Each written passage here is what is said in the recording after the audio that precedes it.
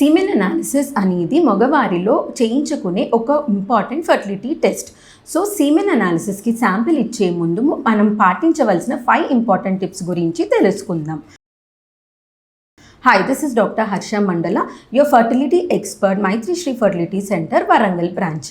First and foremost భార్యాభర్త కలవకుండా 2 నుంచి 7 రోజుల గ్యాప్ ఉండేలా చూసుకోవాలి.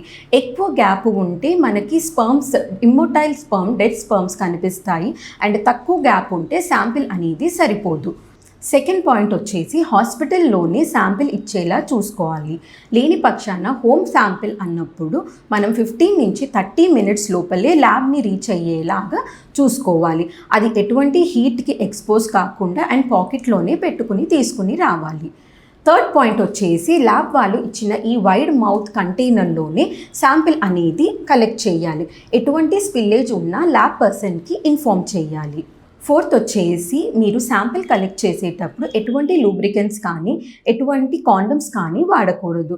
ఎందుకంటే దాంట్లో స్పర్మిసైడల్ కెమికల్స్ ఉంటాయి. దానివల్ల మొటిలిటీ అనేది తక్కువగా కనిపిస్తుంది. లాస్ట్ పాయింట్ వచ్చేసి మీరు ఎటువంటి హెల్త్ ఇష్యూస్ ఉన్నా, ఫీవర్ ఉన్నా, స్ట్రెస్ వల్ల నైట్ నిద్ర సరిగ్గా లేకున్నా మీ ఫర్టిలిటీ డాక్టర్ని అడిగి అదే రోజు శాంపిల్ ఇవ్వాలా లేకపోతే ఒక 2 రోజులు ఆగే శాంపిల్ ఇవ్వాలా లేదా అని తెలుసుకోండి. These are the 5 important tips you need to follow. Thank you.